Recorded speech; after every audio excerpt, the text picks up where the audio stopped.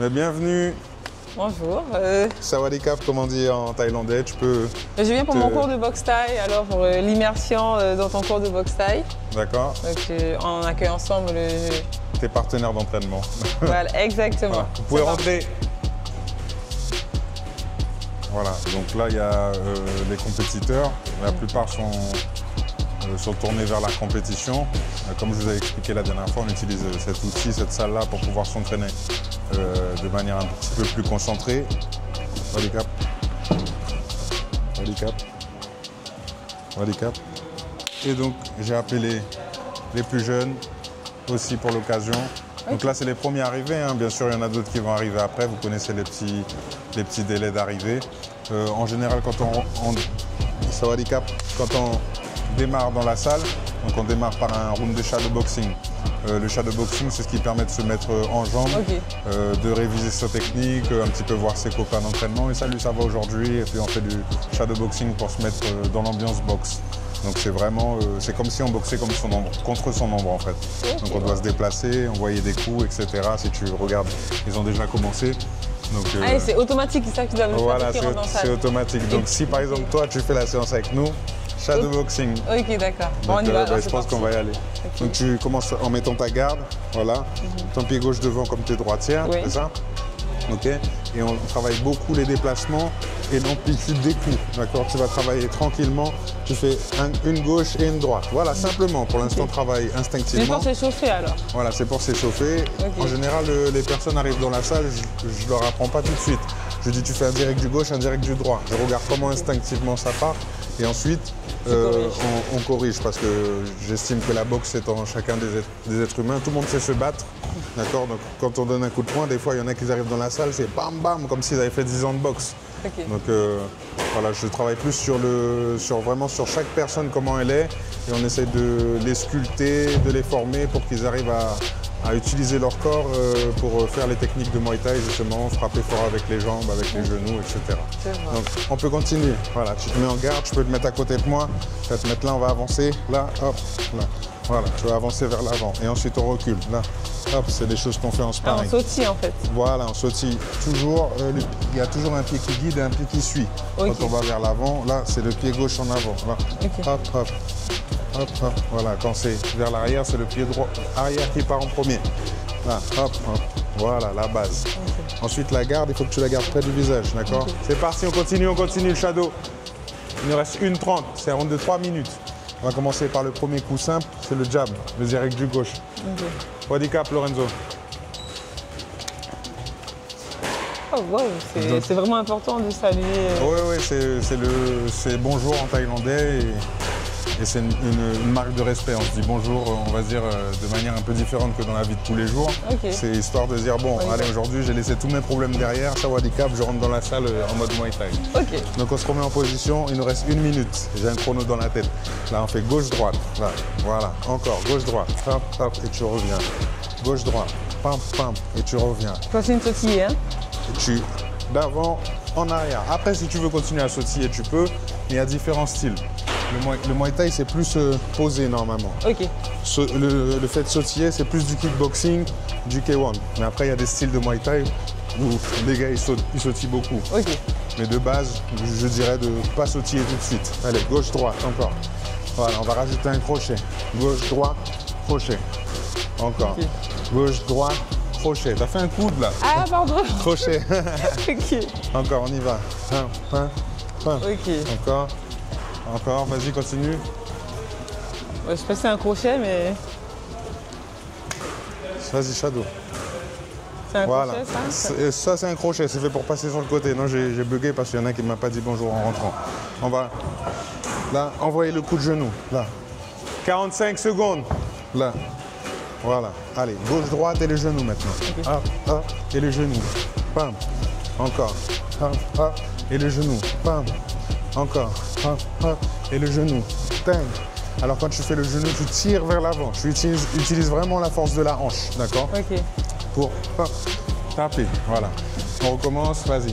1, 2, Et là, sans baisser les mains, laisse les mains en haut. Okay. Ah oui, c'est tout plein de détails. Quand je donne des cours, je donne beaucoup d'informations et après, au fur et à mesure, on a de moins en moins d'informations à donner puisque c'est de plus en plus corrigé. Okay. 10 secondes. Allez, pam, pam, et là. Pam. Ok, maintenant on va faire le coup de pied du gauche, là. Là, là. Voilà. Je peux te mettre sur la pointe de pied. Pam. Comme ça, voilà. Utilise ton bras pour t'équilibrer. Okay.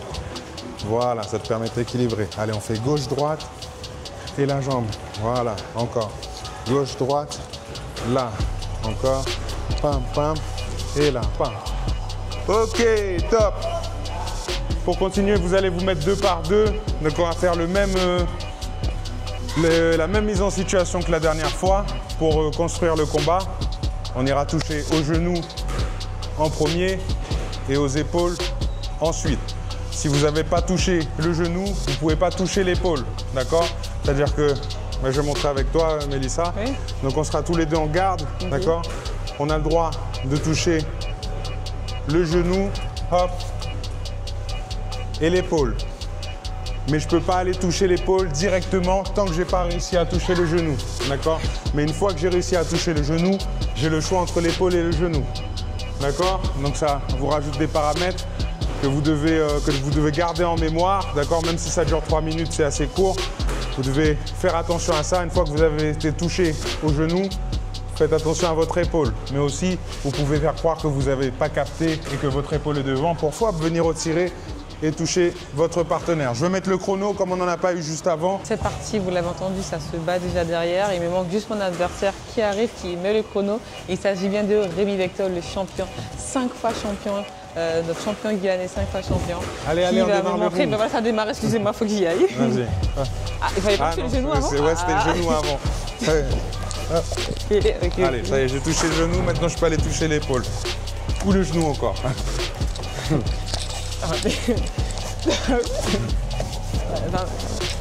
Attention.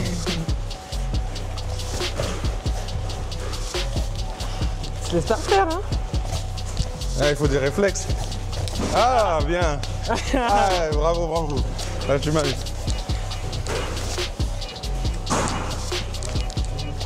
Fais attention avec les ongles. Si je prends un coup dans l'œil, là, plus d'œil.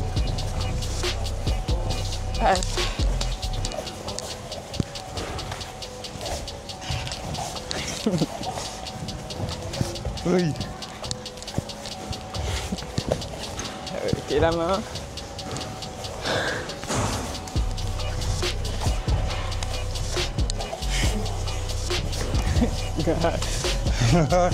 J'ai compris. Vas-y, vas-y. J'ai compris ta boxe. Ça y est. C'est ça la lecture de la boxe.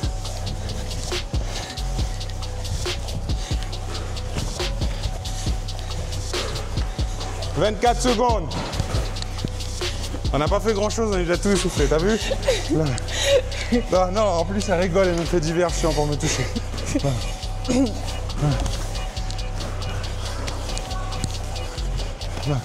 Allez, vas-y. Handicap. Donc, Jade, ta partenaire, va poursuivre avec toi. On rajoute 20 secondes pour Jade. Merci, Jade. C'est parti. 20 secondes, 20 secondes. Touche d'épaule et touche de genou. Tu touches pas l'épaule tant que tu n'as pas touché le genou. Je boxe pas, hein, je suis là pour la télé. Hein. Précision. Allez.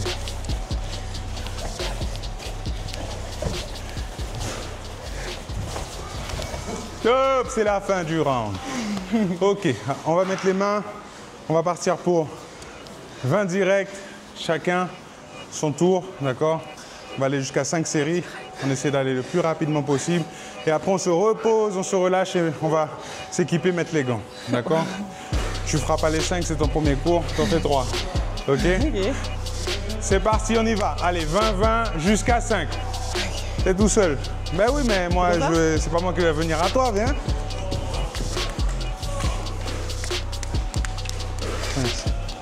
5. De suite? 5, 6, 7, 8, 9, 20.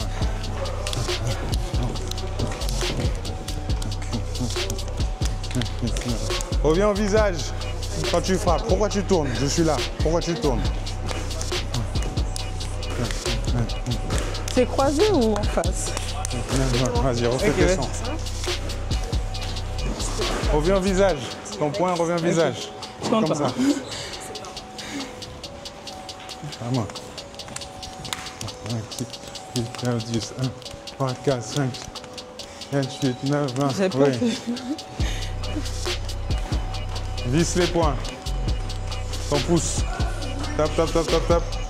Regarde. Ouais. Ton pouce comme ça. Pas comme ça, pas l'extérieur. Allez.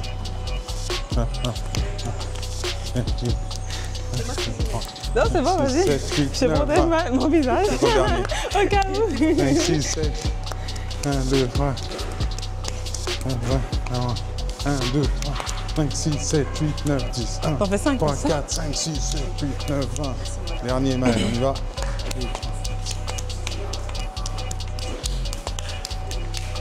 Ok, normalement, c'est fini. Vous allez mettre les gants, s'il vous plaît. Allez mettre les gants. Vous mettez les bandages si ce n'est pas encore fait. On essaie de prendre 3 minutes pour le faire. Si j'ai besoin de mettre du bandage, des bandages. Alors, tu ne mettras pas de bandage aujourd'hui. Okay. Eux, ils tapent pratiquement tous les jours. Donc, à un moment, il faut mettre des gants parce que les métacarpes, ils prennent Donc, cher. il faut rester sans gants. Non, je vais te donner des gants. Ok. Mais pas de bandage.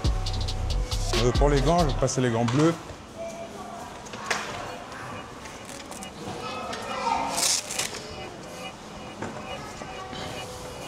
J'ai déjà essoufflé. Ah ouais, non, j'imagine. Hein. Alors. Vas-y, pousse, pousse, pousse.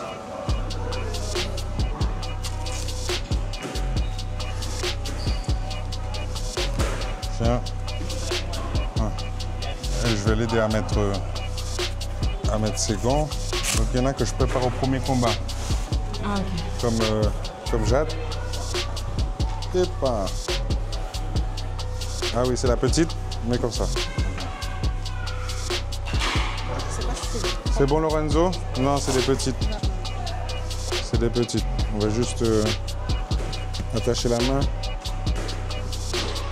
Là, on va pas venir embêter les doigts. Normalement, on doit passer sur les doigts et tout, mais tu peux pas avec ça. Au moins, ça te... Ne m'attendez pas à 2 par 2 récréation.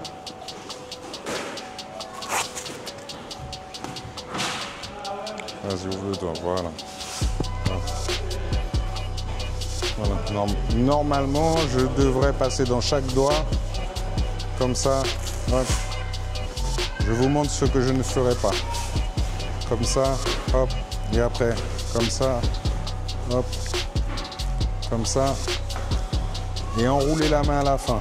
Mais quand on a des bandages qui sont plus courts, donc on peut passer que sur la main, donc on peut consolider qu'au niveau de la main, et on ne peut pas passer sur les doigts. Bon, c'est pas gênant parce que c'est pas un combat qu'elle va faire, mais c'est vrai que si elle était en préparation au combat, il aurait fallu prendre des bandages plus longs.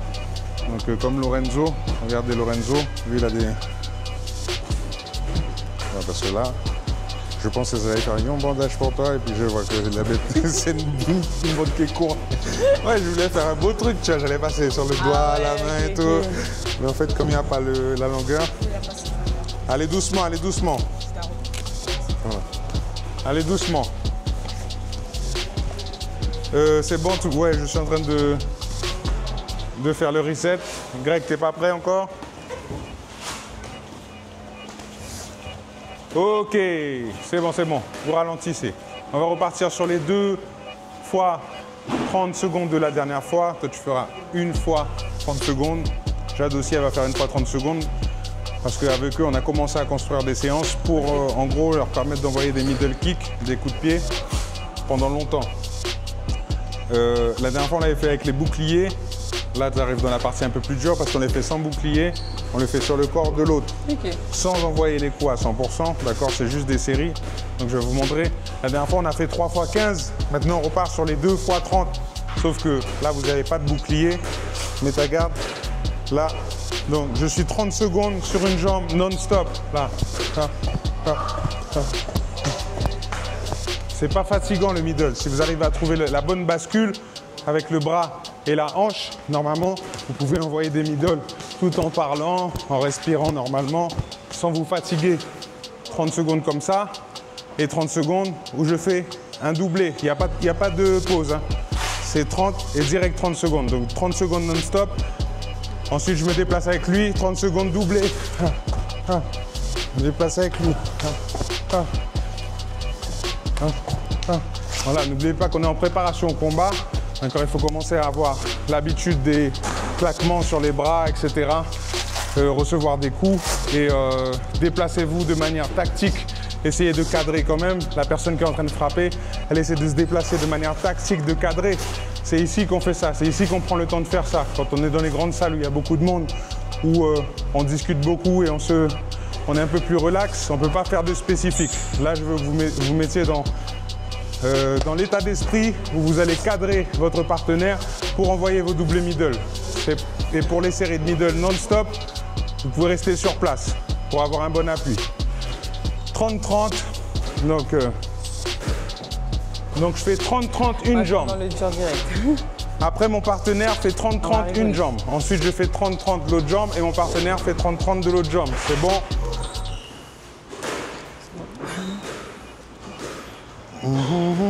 Alors, pam, pam. C'est du réglage. Donc ça veut dire que les deux sont collés, hein. Les deux de 30 sont collés. Après, il y a 30 secondes de repos pour changer si vous avez besoin ou quoi. Dans 15 secondes, ça démarre. Donc vous avez... On va dire que c'est dans le thème. T'as compris, c'est 30 secondes, c'est ça? Non, attends. 30 là et 30 là? Toi, tu fais une fois. Regarde, tu vas juste faire 30 secondes d'une jambe, 30 secondes de l'autre. D'accord? C'est à l'autre de faire sur notre jambe. On continue. Toi, c'est l'autre, hein, c'est ça? Allez, on se prépare bien sur la pointe de pied. Prenez ça pour vous.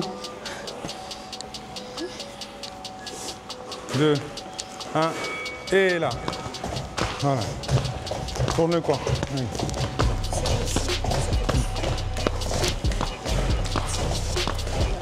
Allez, vous devez maîtriser ça, le middle kick là. On maîtrise ça. Pardon, dis-moi si je fais mal. Allez les filles, ça parle trop là. Plus de middle, Mélissa. Ah non, c'est Jade qui envoie, ça va? Elle t'a pas fait mal? Non,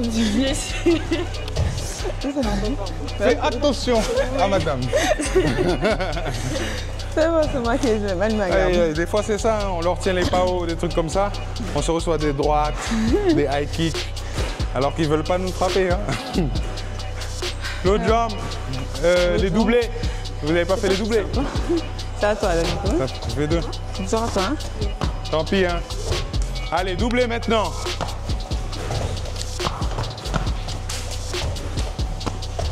Je bouge ou pas, non? Ok. Déplace-toi, Greg, avec lui.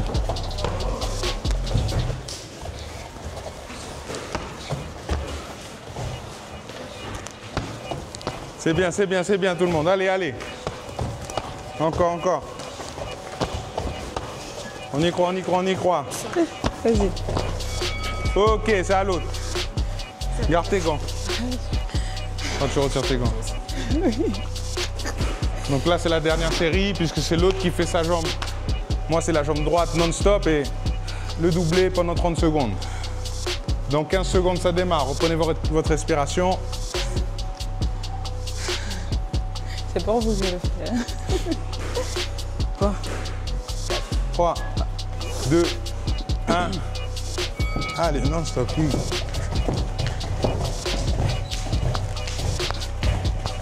J'aime pas si tu donnes bien avec le coup de pied.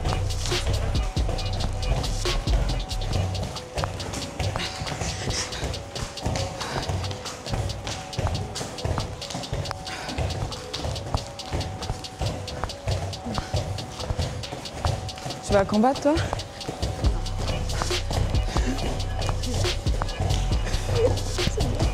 Blé.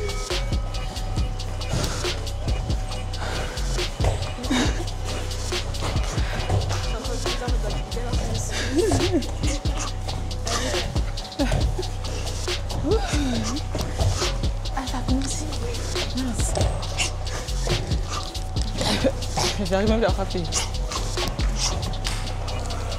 Oh, pardon.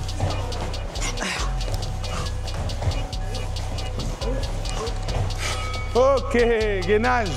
Viens.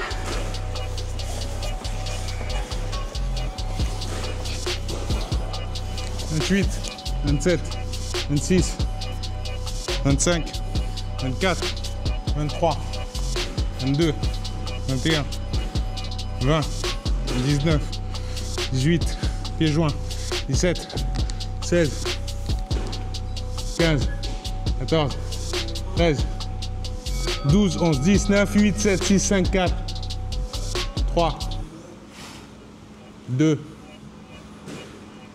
1. Ok, posez. Vous respirez, vous allez boire de l'eau. Pour ceux qui veulent, on va commencer les rounds de paro. Mais combien de retardataires? Ah mais tu pourras pas boxer avec tout ça, oui je crois. Hein. Moi je pourrais pas tenir pour tout le monde. Enfin je peux hein, mais après. Je sais le faire. Mais c'est pas productif.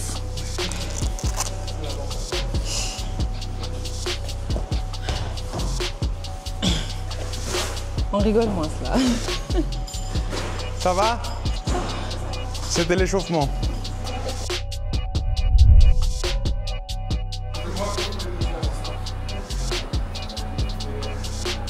La boxe taille, ce n'est pas que pour les hommes. Nous avons aussi des femmes et nous allons parler avec elles. Bonsoir Stania et Jade. Bonsoir. Alors moi, j'aimerais savoir depuis combien de temps vous faites de la boxe taille, plutôt du muay thai? Moi, c'est 2 ans et demi. Et moi, c'est 2 ans. Ah oui, d'accord, 2 ans déjà, un peu confirmé, non? Oui, ça va. J'ai déjà fait 2 interclubs avec une défaite et une victoire. Bon, ben, pour moi, ben, j'ai commencé, mais j'ai pas encore pratiqué en fait vraiment des combats. J'exerce la boxe taille ben, pour moi, pour apprendre à me connaître et vraiment à devenir forte. Voilà. Est-ce que tu exerces la boxe taille pour te défendre, par exemple, connaître des techniques de combat pour la vie, ou tu veux vraiment en fait le garder comme une passion? Plutôt garder comme une passion. Oui, c'est ça. Et toi, Stania, dis-moi tout, pourquoi tu fais de la boxe taille? Qu'est-ce que tu aimes dans ce sport? Moi, c'est juste parce que j'aime beaucoup. J'aime beaucoup, ça me donne plus confiance en moi. Je me sens bien après avoir fait une séance et c'est toujours mes jours préférés, les jours des entraînements. C'est des jours où je ne me sens pas capable de rater. Si je rate, c'est vraiment parce que je ne peux pas venir. Et ensuite, peut-être que plus tard, j'irai un peu plus loin. Mais peut-être plus tard, pas tout de suite. Donc là, pour l'instant, c'est vraiment pour vous, mais pas encore de vision au niveau d'une carrière de boxeuse professionnelle? Non. Non, ça va, mais je participe de temps en temps dans les interclubs parce que j'aime bien ça. J'aime bien me surpasser, on va dire. Je comprends. Et moi aussi, je voudrais savoir, parce que là, on a boxé quand même avec pas mal d'hommes. Est-ce que vous sentez une différence avec la force des hommes quand vous faites des combats entre vous, ou ça va, c'est assez chill quand même, vous arrivez à travailler en équipe, hommes et femmes, il n'y a pas de sexe, il n'y a pas de plus fort? Je sais pas si ma question était claire. Alors, oui, bien sûr. Il y a quand même une différence, mais les hommes, ils savent se contrôler. Il faut savoir, on n'est pas là pour détruire la personne, on est là pour apprendre du coup les hommes plus grands par exemple, ou sinon ceux qui ont un poids un peu plus élevé, ils essayent d'aller à notre rythme, tu vois. À s'adapter. Ils s'adaptent beaucoup à nous en tout cas, surtout ceux qui ont déjà un niveau beaucoup plus élevé, qui ont déjà fait pas mal de combats. Franchement, je trouve qu'ils nous encadrent bien quand même. Ok, et moi j'aimerais savoir, petite dernière question, est-ce que vous avez une anecdote à nous raconter sur un cours de boxe qui vous a marqué, un moment que vous voulez nous partager? Allez, prenez le temps de réfléchir. Non, pas du tout, on n'a pas vraiment, c'est juste très cool quand on vient à l'entraînement, on est là pour travailler. Juste bon, des fois, ça peut arriver, tu te blesses, tu sais pas. Par exemple, moi, ça m'arrive que j'ai des bleus. Mais sur le moment, je sais pas du tout. C'est quand je rentre, je me couche, je sens que il y a un petit truc qui pique là quand même. Après, je regarde, je fais ah ben voilà, tu vois, il y a un bleu. Et surtout qu'après, justement, quand on pratique une séance de boxe size, des fois c'est un peu après qu'on ressent vraiment les douleurs en fait. Après avoir pratiqué la boxe size. Donc là, vous êtes clairement en train de me dire que quand je vais rentrer chez moi ce soir, je risque de me réveiller avec des bleus demain, c'est ça? C'est ce que vous êtes en train de me dire? Des fois ça vient un jour, bien 2 jours après, mais oui. Ça arrive. Et quel conseil vous donneriez aux femmes qui vous regardent ou tout simplement aux jeunes qui aimeraient se lancer dans la boxe? Oser. Oser. Franchement, essayez quand même. Si c'est pas votre truc, au moins vous avez essayé, vous savez que c'est pas votre truc du tout. Mais sinon, essayez quand même. Parce que c'est important de savoir se défendre, surtout quand on est une femme. Savoir faire quelques petits pas un petit peu, c'est très bien ça. Oui, il faut oser. Il faut oser. Ben, écoutez, merci beaucoup les filles sur ces mots. Ben, moi, je vous dis merci et puis on ose aujourd'hui. Là maintenant, on se retrouve avec Rémi Vectol, le champion, 5 fois champion en titre, pour lui poser quelques questions. Bonsoir Rémi. Bonsoir. Ça va? Ça va, super, merci. Moi j'ai quelques questions à te poser concernant la boxe thaï et bien sûr aussi tes titres de champion. Oui. Alors ma première question c'est comment tu as connu la boxe dans ta vie? J'ai connu la boxe grâce à mes grands frères. Mes grands frères qui ont découvert un club de boxe aux alentours. Donc c'était à l'époque le Boxing Club Montjoly, si je me souviens bien. Et ils m'ont préparé dans le garage et m'ont entraîné durant 2-3 semaines avant d'aller à la salle. Parce que voilà, en réalité un jour je me suis battu dans la rue et j'ai donné une droite. Et ils m'ont dit que j'avais une super droite. Je ne me battais pas souvent dans la rue, mais vraiment, voilà, je me suis retrouvé dans une situation où voilà, les jeunes, effet de groupe, voilà, on sait ce que c'est pas quelque chose qui m'a plu. Mais voilà, ils m'ont dit que j'aurais fait un bon boxeur, ils m'ont entraîné, ils m'ont emmené à la salle la première fois. Et comment tu t'es dit que tu voulais être professionnel dans la boxe et que tu voulais faire des combats et que c'était vraiment un sport que tu voulais pratiquer de manière assidue? Je me le suis dit un après-midi, j'avais 15 ans devant ma glace. Je me suis dit tu deviendras boxeur professionnel. Ah, comme ça? Ouais, je retournais d'un interclub, le lendemain d'un interclub il me semble, quand j'avais gagné. Et je me suis dit, ouais, toi tu vas faire boxeur professionnel. Je me suis regardé comme si je parlais à quelqu'un d'autre. Et du coup, j'ai tenu cette promesse-là qui fait que j'ai toujours été dans cette optique-là d'en faire ma vie, de boxer, peut-être gagner un petit peu avec les combats et puis ensuite transmettre et gagner en transmettant. Et ça se passe comment quand on veut devenir boxeur professionnel? Ce ne sont pas forcément des études dans ce cas-là, mais c'est quoi le parcours pour pouvoir combattre de manière professionnelle? C'est tout comme des études, hein, parce que ça apporte beaucoup et ça permet de développer la personnalité. Il y a 2 chemins, on peut passer par le chemin fédéral, donc si on veut aller passer par les championnats de France et peut-être avoir la chance d'atteindre des championnats d'Europe en allant en métropole. Mais on va dire c'est un chemin qui est un petit peu plus compliqué que d'aller directement en Thaïlande. Moi, j'ai fait au début le chemin championnat de France et comme je voyais que j'arrivais pas à aller plus loin en fait par ce chemin-là, ben, j'ai décidé de partir en Thaïlande.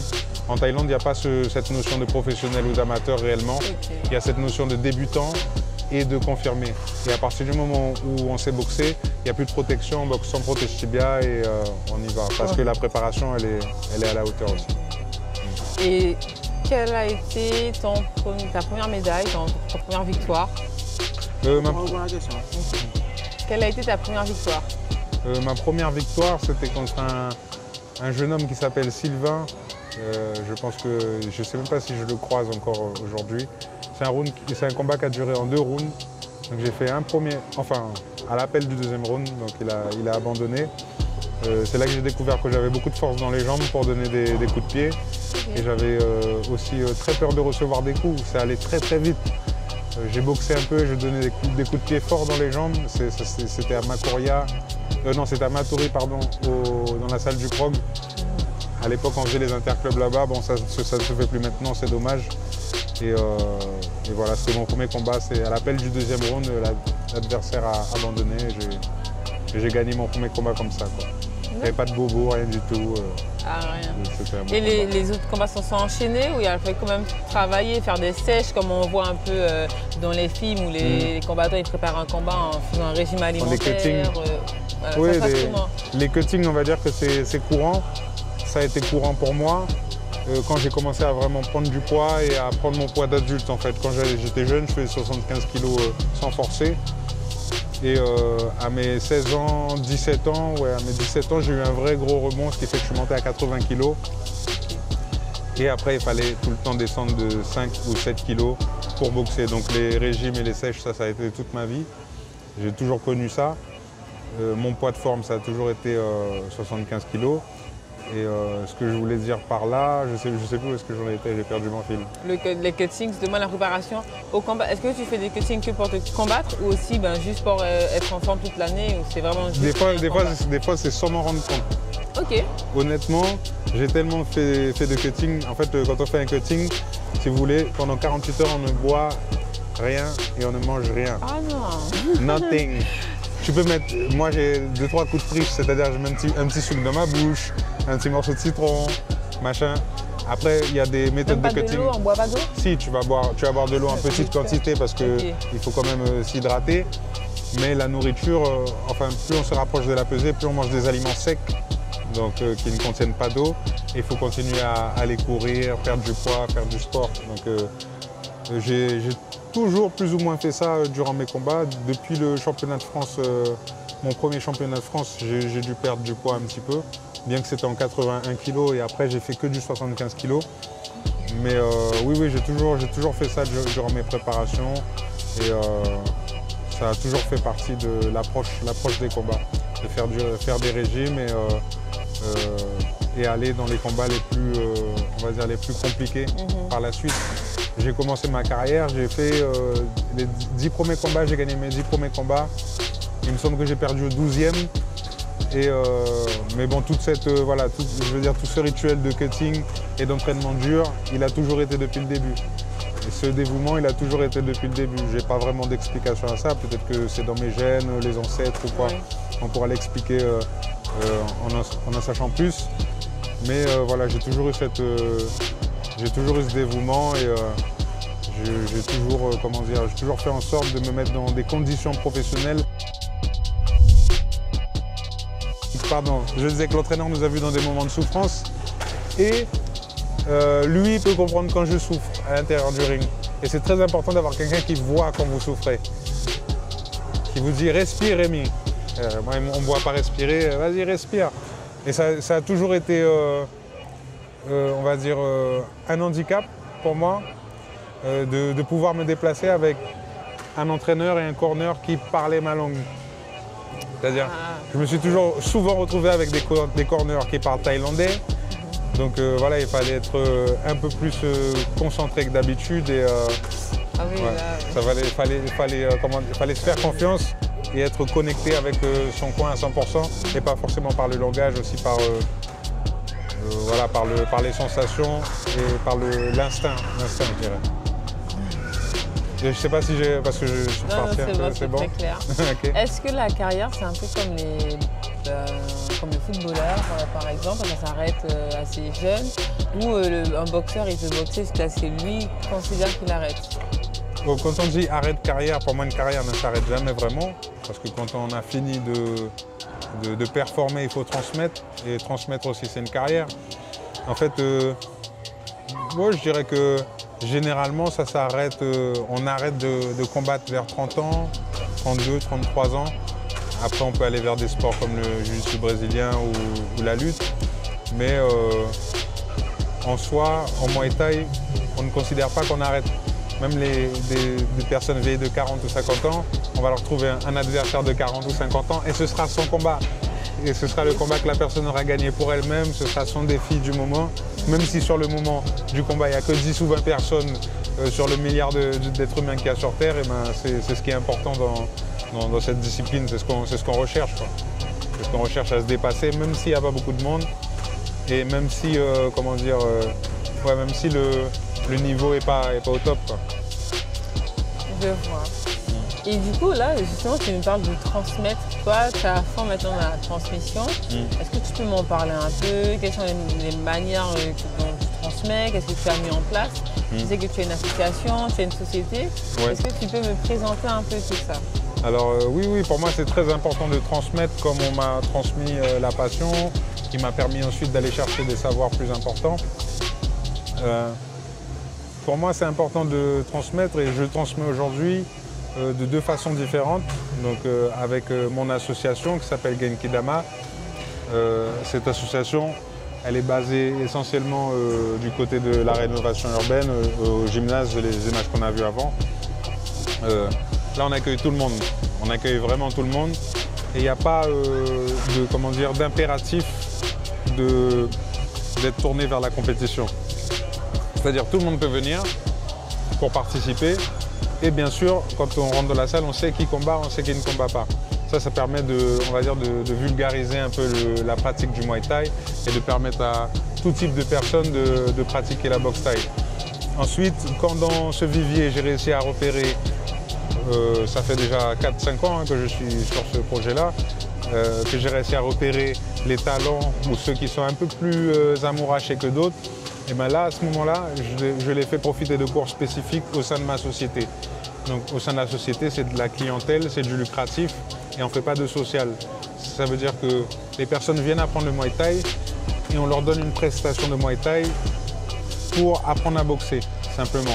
Soit pour tous les bienfaits que ça peut engendrer, la confiance en soi, la forme physique, l'amélioration du système cardiovasculaire, etc. Mais toute la clientèle qui est hors des compétiteurs n'est pas tournée vers le combat, on ne les manage pas pour le combat, etc. Par contre, les compétiteurs de l'association à qui on fait profiter de ce sas que vous avez vu juste à l'instant, eux sont tournés vers le combat. C'est-à-dire qu'on vient à l'entraînement et on va dans une optique d'être au meilleur de soi-même. Après, nos meilleures opportunités pour l'instant, elles sont au Suriname. Au Brésil aussi parfois, et c'est dans cette optique-là qu'on se prépare la plupart du temps. Pourquoi Genki Dama? Alors l'association Genki Dama, c'est par rapport à Dragon Ball Z. Non. Donc si, avant, et quand j'étais parti en Thaïlande, en fait j'étais beaucoup réseaux sociaux, etc. Et avant mes combats, je mettais les bras en l'air et je disais à tout le monde de me donner leur force pour que je puisse gagner mon titre mondial, mon combat. Okay. Et j'avais l'impression que ça marchait. Vraiment, hein, j'avais vraiment l'impression que ça marchait parce que voilà, c'est une expérience personnelle que j'ai voulu partager, et aussi le principe d'interconnexion entre les êtres humains, le fait qu'on ait besoin les uns des autres, et que si on se met tous à croire en une seule chose, même sans rien, vous avez vu, on n'est pas dans une salle super évoluée, mais le fait d'y croire tous ensemble, d'un seul coup on se retrouve dans une salle de boxe. Voilà. C'est ça Genki Dama, c'est chacun vient apporter sa force pour qu'on y croit tous ensemble. C'est très puissant et très profond, je trouve. Est-ce que tu aurais un conseil pour les jeunes qui nous regardent, ou les moins jeunes aussi, qui veulent se lancer mais qui veulent surtout avoir une carrière professionnelle comme la tienne? Je dirais que tout ne se fait pas à la salle. Tout ne se fait pas à la salle. Souvent, on attend d'arriver à la salle pour que le coach nous dise vas-y, fais une gauche, une droite. Non, c'est le travail seul dans l'ombre qui paye. Moi, je me suis beaucoup entraîné le soir, tard à 22h, à faire du shadowboxing. Donc, c'est le travail seul qui paye. Et quand on travaille seul dans son coin, et ensuite on revient à la salle et on montre à l'entraîneur qu'on a travaillé à côté, ça fonctionne pour une carrière. Merci beaucoup Rémi Vectol de m'avoir permis de m'infiltrer dans un univers de boxe thaï et des Muay Thai. Mais avant de partir, j'aimerais m'inscrire à tes cours. Comment ça se passe pour moi, une débutante qui aimerait s'inscrire? D'accord, merci à toi déjà de t'intéresser aux cours que je donne. Pour nous rejoindre, donc vous pouvez nous joindre au 06 94 12 88 00. C'est un numéro sur WhatsApp. Donc ça c'est pour l'association Genki Dama. Et vous pouvez venir à la salle, pratiquer librement, il n'y a pas de souci. Et pour ce qui concerne la société, vous pouvez me joindre soit sur mes réseaux sociaux ou soit sur mon numéro de société qui est le 07 85 16 25 40. Voilà.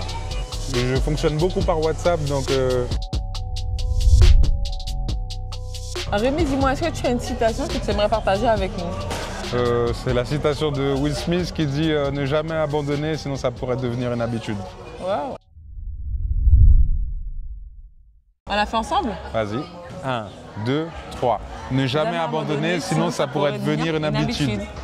C'était Mélopéi avec Rémi Vectol et je vous dis à demain dans le prochain épisode.